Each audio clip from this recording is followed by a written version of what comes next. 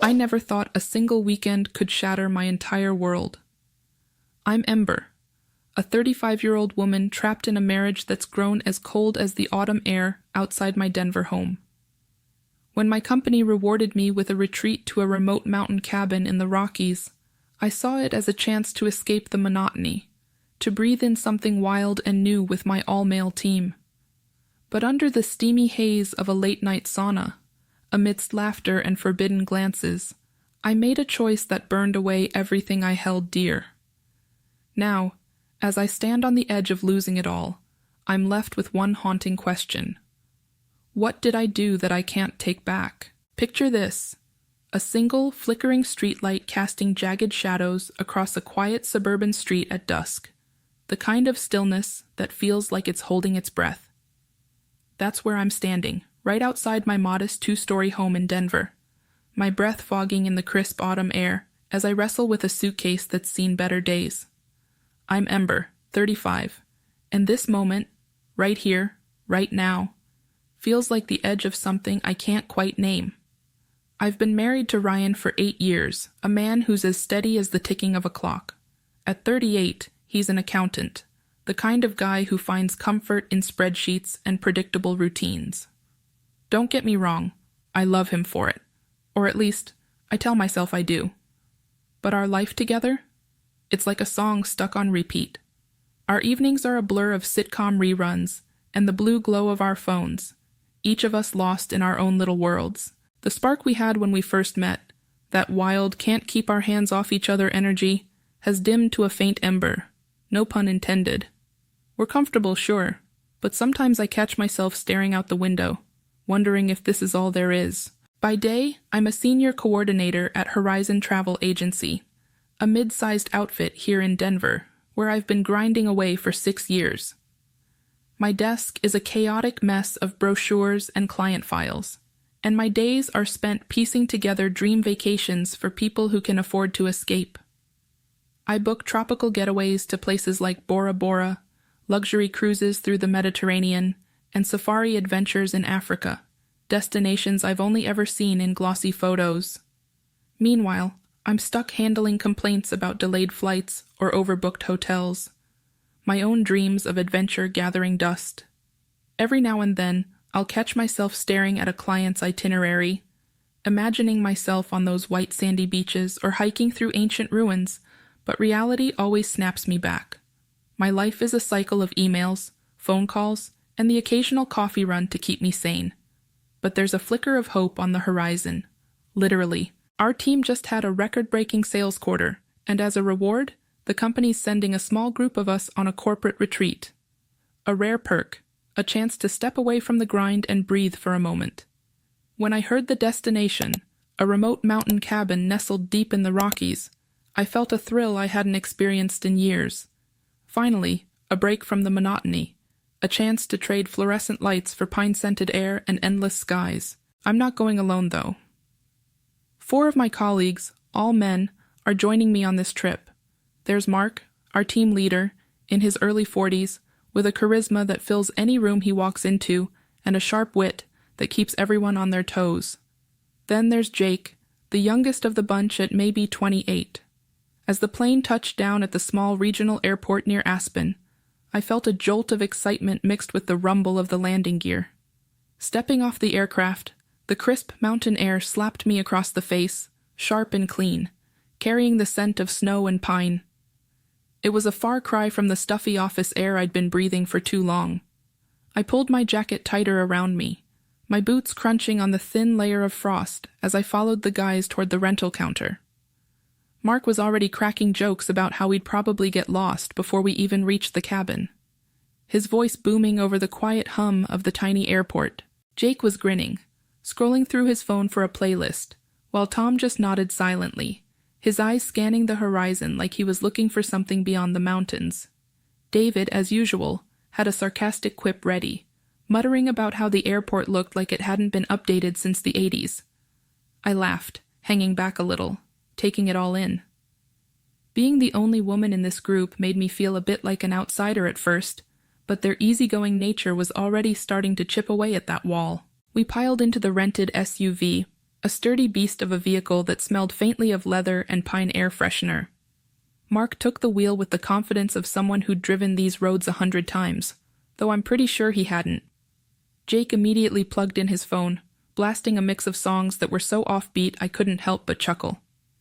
Mark didn't let it slide, teasing him mercilessly about his taste in music, calling it the soundtrack of a bad indie movie. Jake fired back, claiming it was better than Mark's dad rock obsession. I couldn't help but laugh from the back seat, though I stayed mostly quiet, just soaking in the banter. Tom, sitting beside me, was a statue, staring out the window at the snow-dusted peaks as if they held some secret he was trying to unravel. David, up front with Mark, kept up a steady stream of dry commentary about the scenery, how the winding roads looked like they were designed to make us carsick, how the towering pines seemed to be judging our life choices. I caught myself smiling more than I expected, their warmth pulling me in despite the lingering sense of being slightly out of place. The 2-hour drive up those narrow, twisting roads felt like a journey into another world. The snow clung to the edges of the asphalt, glittering under the fading afternoon light, and every turn revealed a new vista of jagged peaks and endless white. My breath caught more than once, not just from the altitude, but from the sheer beauty of it all. As we climbed higher, the world seemed to shrink, leaving behind the noise of everyday life. I glanced at my phone. No new messages from Ryan yet, though I knew they'd come eventually. His usual check-ins as predictable as the sunrise. For now, though, I let myself sink into the moment, the hum of the engine. After we finally settled into the cabin, the day's travel fatigue started to melt away, replaced by a restless kind of energy. The place was cozy, all rough-hewn wood and warm lighting. But outside, the night had swallowed everything in an inky blackness. Someone, Jake, I think, suggested we hit the sauna out back to unwind, and the idea was met with eager nods. I felt a little thrill at the thought of that heat after the bone-deep chill of the mountain air. The sauna was just a small wooden structure behind the cabin, barely visible in the dark, save for the faint golden glow spilling from the cabin windows. I made my way down the narrow path, fresh snow crunching under my boots with every step, the sound sharp in the stillness. The air bit at my exposed skin, so cold it almost burned, making the promise of warmth even more irresistible. Each breath I took fogged in front of me, a ghostly reminder of how isolated we were out here, miles from anything familiar. Back in my room, I changed into a swimsuit, the fabric feeling oddly out of place in this rugged setting. I wrapped a towel around myself, catching a glimpse of my reflection in the small mirror on the wall. A flicker of self-consciousness crept in. Being the only woman among these guys, I couldn't help but wonder how I'd fit into this moment. But I shook it off, took a deep breath, and stepped out to join them.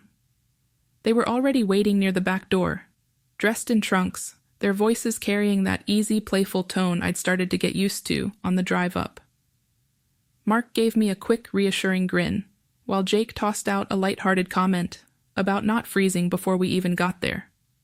Tom, as always, stayed quiet, his expression unreadable, and David just raised an eyebrow, muttering something about how this better be worth the trek through the cold. I laughed softly, clutching my towel a little tighter as we made our way out into the night. Stepping into the sauna was like walking into a wall of heat. It hit me instantly, thick and heavy, wrapping around me like a blanket I didn't know I needed. The small space was lit by a single dim orange bulb, casting long, flickering shadows across the wooden benches. Steam hissed and curled in the air as Jake poured a ladle of water over the hot rocks in the center, the sound almost primal in the cramped quarters. With all 5 of us squeezed in, there was barely room to move, our shoulders brushing as we settled onto the benches. The heat seeped into my bones, chasing away the last of the chill, but it also made the space feel smaller, more intimate than I'd expected. At first, there was an awkwardness hanging between us, a kind of unspoken tension as we adjusted to the closeness. But then Mark broke the silence with a story about a client trip that had gone hilariously wrong. Some mix-up with a hotel booking that left a group stranded in the middle of nowhere. His animated retelling had us all chuckling, even David, who let out a genuine laugh for the first time all day.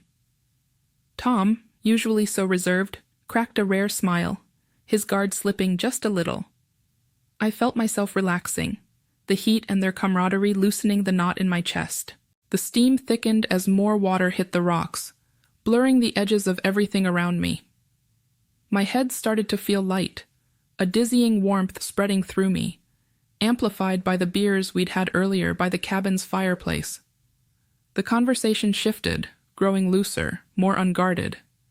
Jake made a playful remark about how the heat was getting to us, his tone teasing, but carrying an undercurrent I couldn't ignore. I laughed, but something stirred in me, a rush of attraction I hadn't felt in years, sharp and dangerous, catching me completely off guard. My mind flickered to Ryan for a fleeting second, his steady, predictable presence a stark contrast to this charged moment. But I pushed the thought away, caught up in the haze of the heat and the way the air seemed to crackle with unspoken possibilities. I told myself it was nothing, just the atmosphere playing tricks on me, but deep down, I knew I was lying to myself. The weight of what had just unfolded in that sauna clung to me like the damp heat on my skin as I stumbled back to the cabin alone. The cold night air bit into me, sharp and merciless, slicing through the thin towel I clutched tighter around my shivering frame. Each step through the snow felt heavier than the last, the crunch under my boots echoing in the silence of the mountain night. My mind was a storm, thoughts whipping around in chaotic circles, replaying those moments in the sauna, moments I couldn't undo, no matter how much I wished I could. How had I let myself cross that line? How had I let the heat, the closeness, the fleeting thrill pull me into something so reckless? My chest tightened with every breath, the icy air doing nothing to cool the burning shame creeping up my neck. When I finally reached the cabin, I slipped inside as quietly as I could, the warmth of the interior a jarring contrast to the frost still clinging to my skin. I could hear the guys in the living area, their muffled laughter drifting through the walls like a cruel reminder of how unaffected they seemed. It was as if what had happened was just another story to them, a fleeting rush they'd shrug off by morning. Meanwhile, I felt like my entire world was unraveling. I hurried down the narrow hallway to my tiny room, shutting the door behind me with a soft click and turning the lock for good measure. I needed to be alone, to shut out their voices, to try and make sense of the mess I'd made. Leaning against the door, I let out a shaky breath, my heart pounding so hard I could feel it in my throat. What had I done? I crossed the small space to the cracked mirror hanging crookedly on the wall, barely recognizing the woman staring back at me. My cheeks were flushed, not just from the cold, but from the whirlwind of emotions I couldn't contain. My hair was a tangled mess, strands sticking to my damp skin, and my eyes, God, my eyes looked haunted, like they belonged to someone else. Someone who'd thrown away everything for a moment of weakness. I pressed my palms against the edge of the dresser, gripping it until my knuckles turned white, trying to steady myself. But the memories came flooding in anyway, uninvited and relentless. I saw Ryan on our wedding day, his shy smile as we stood under that old oak tree, promising forever. I remembered lazy Sundays curled up on the couch, his arm around me while we watched movies we'd seen 100 times. Even the mundane arguments, over whose turn it was to do the dishes, or why I always forgot to charge my phone, felt precious now, like little pieces of a life I'd taken for granted. And now, every single one of those memories felt tainted, stained by what I'd let happen tonight. My gaze dropped to my phone on the bedside table, the screen lighting up with a notification that made my stomach lurch. A missed call from Ryan. I hesitated, my fingers trembling as I picked it up and saw the voicemail waiting. His voice came through calm and familiar, saying, "Just checking in. Love you." Those simple words hit me like a punch, cracking open the fragile wall I'd been trying to build around my guilt. I pressed the phone to my chest, squeezing my eyes shut as hot tears burned behind my lids. How could he still sound so steady, so trusting, when I'd just shattered everything we'd built? How could I even face him again, knowing what I'd done in that haze of heat and temptation. I started pacing the small room, my bare feet cold against the wooden floor, my mind racing with impossible choices. Should I call him back right now and confess everything? Let the truth spill out no matter how much it hurt? Should I pretend nothing happened, bury this secret deep and hope it never surfaces? Or was there some middle ground, some way to make sense of this without losing him completely? Every option felt like a trap, each one leading to a different kind of pain. I stopped by the window, staring out at the endless dark of the mountains, feeling more isolated than I ever had in my life. The vastness out there mirrored the emptiness growing inside me.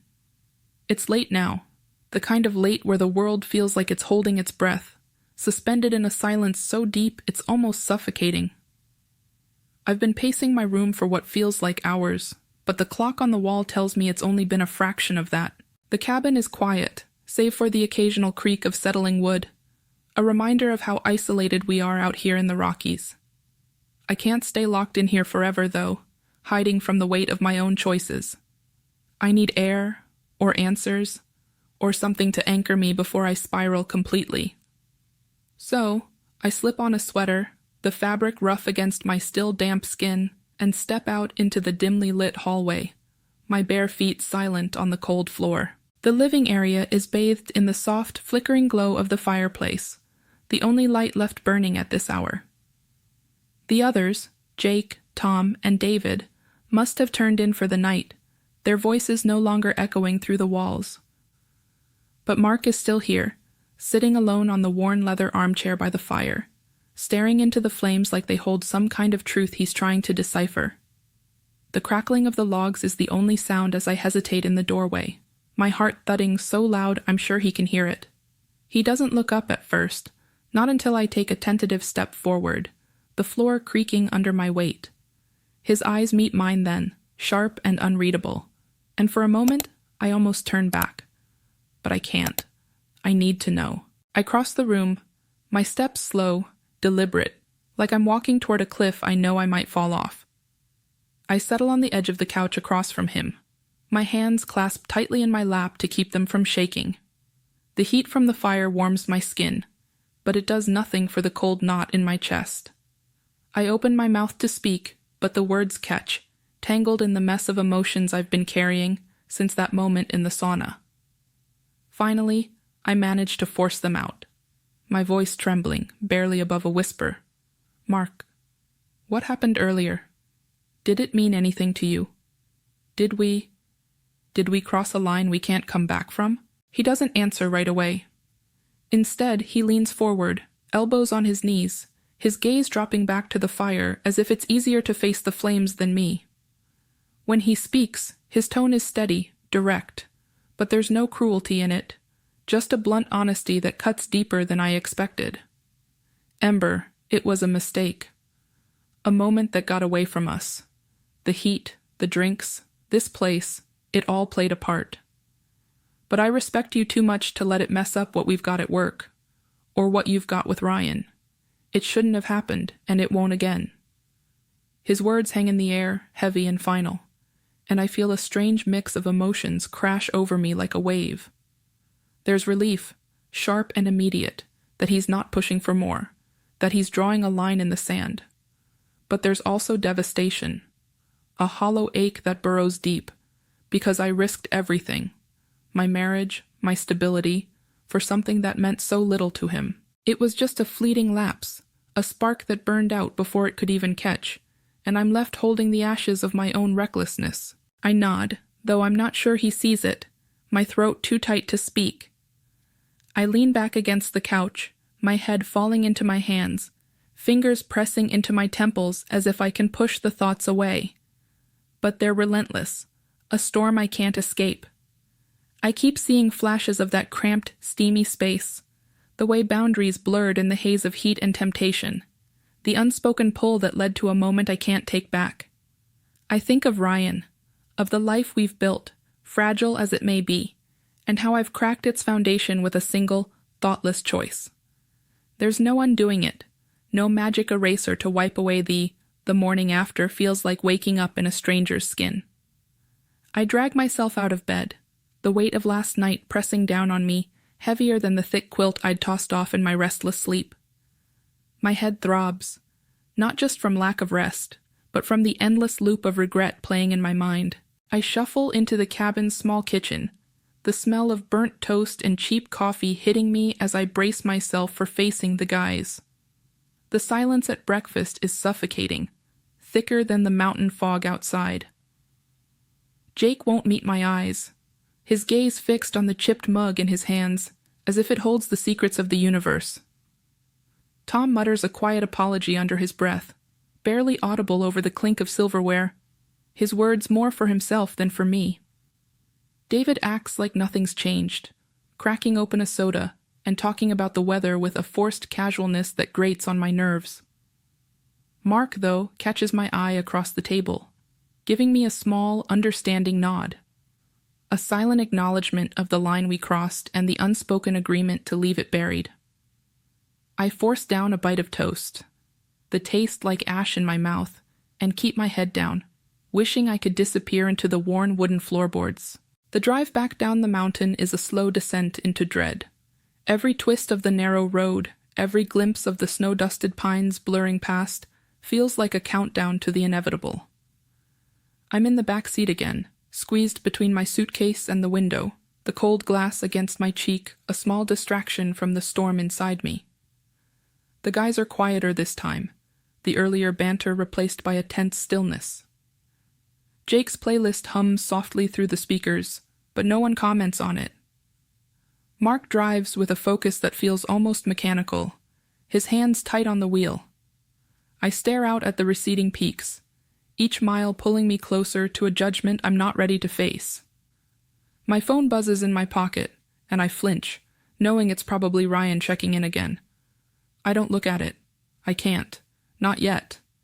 The weight of what I've done sits like a stone in my chest, growing heavier with every passing minute.